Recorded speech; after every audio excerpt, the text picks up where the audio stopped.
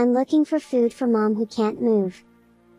A 5-year-old granddaughter rummaging through the park's trash cans. When I saw her after 6 months, she was thin and wearing tattered clothes. Mom is sleeping at home. There's nothing to eat. It's been 6 months since my son started working away from home. What happened to my daughter-in-law and granddaughter while I was unaware?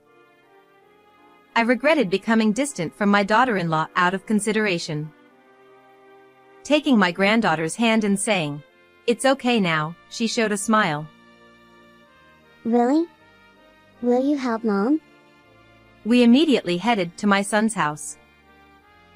However, there was a shocking truth hidden there. 3 years have passed since my husband passed away at the age of 55, and I've been living alone, feeling lonely. My sister lives nearby, which has been some consolation. My son, John, who is turning 30, lives with his wife and child about a 30-minute drive away. Actually, I worried because after graduating from college, there was a period when John didn't work. He was doing a part-time job while getting deeply into his hobby of touring on his motorcycle. I want to enjoy life. Traveling on my motorcycle, seeing sights, it's the best. I don't want to work. Watching my son say such things, I couldn't help but feel anxious. However, a few years later, he finally found a job and got married, which relieved me. But John's habit of playing around didn't seem to change, causing worries for his wife, Kate. Kate, 2 years younger than my son, was lively and cheerful, and I liked her immediately. Soon after getting married, my granddaughter Mary was born, and I was completely overjoyed. Kate, I've bought diapers and milk for Mary. Oh, thank you. It's messy inside the house, but please come in. It's okay. I'll tidy up.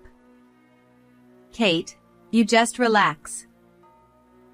Since her parents couldn't help her being far away, I frequently visited my son's house, bringing baby essentials and household items for my daughter-in-law. I did my best, cleaning up, comforting crying Mary, and more. My actions were driven by the desire to see my granddaughter and the goodwill to help my daughter-in-law, but it seemed they were pressuring her. Caught up in the cuteness of my granddaughter, I didn't realize this. One day, when I visited my son's house, there was no response no matter how many times I rang the doorbell. Did they go shopping? Deciding to come back later, I was about to leave the bag of toys for Mary's birthday present on the doorstep when I heard my granddaughter's cries from inside. Worried, I tried to peek through the window, but when the crying stopped, I quietly backed away. It was then that I realized, for the first time, how much my daughter-in-law disliked me, using the excuse of not being home. Despite the shock, I sent a text to my daughter-in-law letting her know I left the present. I see. I'm just her mother-in-law, so she can't relax. Even though I understood it logically, I couldn't help but feel immensely sad. And to make matters worse, something happened that added to my distress. That night, my son visited home with a stern expression. There were 2 matters he needed to tell me, both of which were painful for me. Mom, I've been transferred to another state for work, so I'll be working away from home. Really? We won't be able to see each other like before. I'll miss you. As the location was inconvenient for family life, he decided to go alone, leaving his family here. I was shocked, but my son's expression was grim. I wondered why, but his next words revealed the reason. And, I hate to say this, but could you please stop bothering Kate already? Huh? What do you mean? Bringing household items is fine, but seriously, lay off Kate. Bullying your daughter-in-law isn't cool these days. I never thought you could be such a jerk. I denied any malicious intent, but my son grew more forceful. You've been frequently peeking into the house, passive-aggressively cleaning, and comforting the baby, right? Well, Kate was crying because of you. Don't be so cruel. I didn't mean to. I didn't realize. I'm sorry. I thought I was doing the right thing, but it seems it was excruciating for my daughter-in-law. I apologized to my son, but he wouldn't forgive me. If you keep harassing her, I'll cut ties with you. Mom. No way. John slammed the front door shut and left. At that moment, memories of my son's childhood flashed through my mind. He was mischievous and demanding, but I always raised him with all my love. Next, I thought of the adorable face of my granddaughter Mary. Feeling guilty for hurting my daughter-in-law, I called her. Kate, I'm sorry. I'll be more careful from now on. Did John say something? I'm sorry. I'm overwhelmed. No, it's my fault. I'll make sure to ask before coming over from now on. However, Kate remained silent and didn't respond. Maybe she wanted to tell me not to come to her home. After that, John didn't say anything to me and seemed to head to his new assignment. Later on, I tried to contact my daughter-in-law to arrange bringing gifts for my granddaughter's birthday, but her responses were lukewarm. She often asked for items to be sent via delivery because she was busy. However, one day, Kate unusually called me. When I encouraged her to speak, she said, tearfully, Actually, we're short on money. Worried that my son's bad habits might be showing, I asked to meet her and discuss things at a cafe. Kate arrived alone, having left Mary with a friend. Her expression was very somber. According to her, since John started his solo assignment, he stopped sending money for living expenses. Then, she dropped an even more shocking bombshell. John seems to be having an affair. What? Kate continued. When I was video calling him, I saw women's clothes hanging on the wall in his room. When I said I would ask my son about this, Kate choked up, saying, I don't want to break up with him. I believe he'll come back to me. Feeling sorry for my hopeless son, I apologized to Kate. Kate then made a request, saying, I've started working part-time, but it's not enough. Could you send me $500 each month? Despite Kate's hesitance, it was all John's responsibility. I agreed without hesitation. Kate added, Also, I'm overwhelmed with work and can't clean the house properly. I don't want you to see it. I understand. Don't worry, I won't just drop by unexpectedly. Anticipating Kate's difficulty in saying it, I responded kindly with a smile. But what is my son thinking? Kate asked me not to tell John, but as a mother, I couldn't refrain from giving him my opinion. After parting ways with Kate and returning home, I called John that night.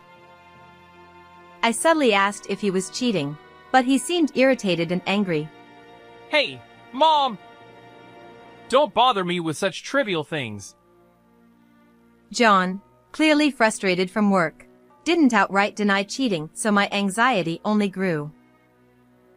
After that, various expenses such as clothing for my granddaughter and medical bills when she fell ill started piling up, and Kate began coming to me for money. By this time, I couldn't see my granddaughter at all, but I believed it was all for the sake of dear Mary and my unfortunate daughter-in-law. So, I continued to provide money from my husband's inheritance and send allowances. Even when my son occasionally returned from his solo assignment, he never came to see me, only insisting over the phone. I'm so busy. Be nicer to Kate. I was torn apart, feeling lonely without being able to see my son, but I started dreaming of sweet Mary more often. Still, I convinced myself that as long as my granddaughter was living happily, it was enough. But looking back now, I should have gone to see my granddaughter. At that time, I never could have imagined things would turn out like that. It was a spring day, nearly a year into my son's solo assignment.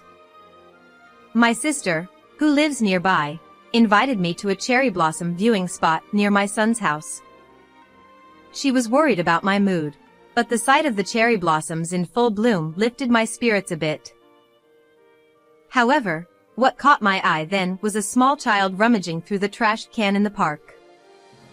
Concerned that the child might be alone, I approached.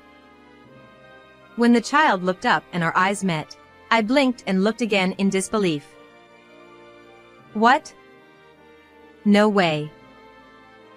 The child was none other than my granddaughter Mary, whom I had seen only in dreams. She should have been 5 years old by now. Mary, is that you? What are you doing here? I'm looking for food for Mom who can't move. It had been a year since I last saw my granddaughter, and she looked emaciated, her collarbones visible, wearing tattered clothes with torn pants. The Mary the first knew had chubby cheeks and a cute face, so I was shocked by her drastically changed appearance. Where is Mom? She's sleeping at home. There's nothing to eat, Dad took all the money from home. It seemed that something had happened to my daughter-in-law and granddaughter while I was unaware. I regretted becoming distant from them out of consideration for Kate, waiting for her to reach out. I immediately approached my granddaughter and hugged her. Everything will be okay now that Grandma's here. Really? Will you help Mom? My eyes welled up at the thought of my granddaughter, who was always thinking of her mother, and anger toward my son made me feel feverish. However, despite my emotions, a shocking truth was hidden there. I explained the situation to my sister briefly, and went to my son's house with my granddaughter. I rang the doorbell, but my daughter-in-law didn't answer. Since the front door was locked, I couldn't do anything and felt at a loss. Then Mary said, Wait a moment. There's a secret entrance. And slipped in through a small window at the back of the house. Later, after Mary opened the door from the inside, I rushed into the living room. However, my daughter-in-law was nowhere to be found. The interior was terribly dirty, with half-eaten cup noodles and empty beer cans scattered around. Mommy disappeared. I wonder where she went, said Mary. Leave it to Grandma. Everything will be okay. I reassured the anxious granddaughter and, as a precaution, left a note in the mailbox saying taking Mary home and headed back to my house. Back home, I gave Mary a shower and changed her into new underwear and clothes I had prepared to give her as presents. Despite being thin, she looked adorable after I combed her hair neatly. When I made omelets, Mary's eyes sparkled, and she eagerly started eating, exclaiming, "Delicious!" She must have been very hungry. After the meal, she told me that her immobile mother had asked her to go find food. If that was the case, then where has Kate gone? I felt like I'd been had. Could it be? Kate's condition suddenly worsened. I thought she might have called an ambulance herself and been taken to a hospital somewhere. I tried calling my son, but couldn't reach him. Meanwhile, my granddaughter, now full, started to doze off. I quickly prepared a bed for her, and she was overjoyed. Wow! The bed is so fluffy. It feels amazing, she exclaimed before quickly falling asleep. Worried about my daughter-in-law, I called my sister, who lives nearby, and asked her to look after my granddaughter while I headed back to my son's house. What I saw there was a shocking sight. Is that Kate? As I hid in the shadow of the neighboring house to observe Kate without being spotted, an elderly neighbor approached me. We had exchanged greetings when my son and his wife moved in, so we were acquainted. After hearing a certain story from the neighbor, I trembled with anger. 2 hours later, I received a barrage of phone calls from my daughter-in-law after she saw the note, saying, "You took our daughter without permission." I'm sorry. I happened to meet Mary at the park, so I brought her home. I intentionally played dumb and apologized. Taking her your home without permission is rude. I'm really sorry. I didn't mean to worry you. But since it's been a while, can you let her stay with us for 2 or 3 days? Please. I'll make sure to thank Kate generously. Huh? If that's the case, I don't mind, but there's one promise. Her proposal was, Since Mary has a habit of lying, please don't believe anything she says. I already knew the truth of the matter, but without letting on, I went along with her to reassure her. It's common for young children to do that. Understood. I'll just let Mary's words go in one ear and out the other. 3 days later, my daughter-in-law came to pick up Mary. John is supposed to come home for the weekend. I need Mary to help with cleaning, so I've come to pick her up. Give her back. I won't return her to a mother who deceives your own child. At that, my daughter-in-law raised her eyebrows and glared at me. I don't know what you've heard from Mary, but didn't I tell you that she was a liar? It's absurd to believe everything a child says. Finally, Kate's true colors began to show. It seemed she intended to dismiss everything as lies from Mary. However, upon hearing those words in the living room, my granddaughter burst out crying and ran out. I'm not lying. I was worried about Mama. Seeing my crying granddaughter was heartbreaking. Not wanting to witness further arguments between adults, I asked my sister, who was at our house, to take Mary to the detached room. Then, I confronted Kate once again. I showed the pictures I had taken while hiding in my son's neighbor's house when I went there. They depicted Kate in intimate poses with a young man, and another where she was slipping wads of cash into his pocket. Kate's expression changed for a moment, but then she burst into laughter. It was just a little fun. John is under my thumb, so I can manipulate him any way I want. If you keep this up, you'll never see your grandchild again. Furthermore, I shared what I had heard from the neighbor. She said, "It might be meddling, but I can't bear to see your granddaughter in such a situation." Kate, it seems you've been leaving Mary outside and frequently bringing young men into the house, right? The neighbors have noticed. What? I have no idea what you're talking about.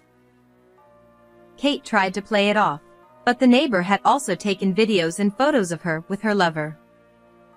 According to the conversations in those videos, Kate had lied about her health to spend time with her lover, and she had cleverly concocted excuses like going to look for food to keep Mary from coming home. "I'll tell everything to John," I declared. Yet Kate continued to laugh. I've already told John that I'm being bullied by you, so he doesn't trust you. It's pointless to tell him anything. I'll just cry and tell him that you're lying. Finally, I understood why my son had turned cold towards me. It was all Kate's doing. At that moment, a figure emerged from the neighboring room with a furious expression. Kate, you were deceiving me, weren't you? No way! Why are you here? As it turned out, it was my son who, upon hearing my plea, took leave from his assignment and came home, thinking it was another case of marital abuse. However, he realized the truth from the evidence photos and his daughter's testimony. It's all your mother's fabrication. Don't believe those photos, they're fake. Are you saying Mary's lying too? I trust my daughter's word over yours. But Although I hadn't been informed, my son had a change of heart after his child was born. He said he had worked day and night at his assignment to increase his income and sent substantial amounts of money for living expenses. Kate couldn't have been short of money. She had spent all the money she received from John and the allowances I sent on her young lover. Finally, John realized he had been fed lies by his wife about being mistreated. Mom, I'm sorry for all the terrible things I've said. It's okay if you understand. Then, my son decisively announced divorce to Kate. Realizing she had no way out, Kate instantly apologized to me and began to beg for forgiveness. Mother-in-law, I'm sorry. Please forgive me. I was just lonely without John. Please ask him to reconsider the divorce for the sake of our daughter. I may forgive what you've done to me, but I'll never forgive you for what you've done to my precious granddaughter. But even after all this apologizing, Apologies don't make everything okay. My son and I looked down coldly on Kate as she broke down in tears right then and there. Afterwards, evidence of her infidelity came to light, and she was divorced from John, who demanded $20,000 in alimony and $50,000 in child support. Kate, who had hoped for reconciliation, borrowed money from a loan shark to make the payments. Furthermore, John was furious upon seeing Mary's emaciated state and reported it to the police. Kate was taken into custody by the police and received a severe reprimand. It was discovered that Kate had met the young man she was having an affair with at a bar and had been supporting him financially. However, when the money ran out, she was quickly discarded. While I know she was being chased by debt collectors, her whereabouts afterwards are unknown. John also demanded $20,000 in alimony from Kate's affair partner. He too borrowed money to make the payment and is currently working day and night as a day laborer. Now, my son has returned from his assignment and is living with Mary and me at my house. A new life with my granddaughter, son, and me has begun. With more smiles from my granddaughter, I'm enjoying peaceful days. How did you find this story? Don't forget to subscribe to the channel. Well then, let's meet again in the next video.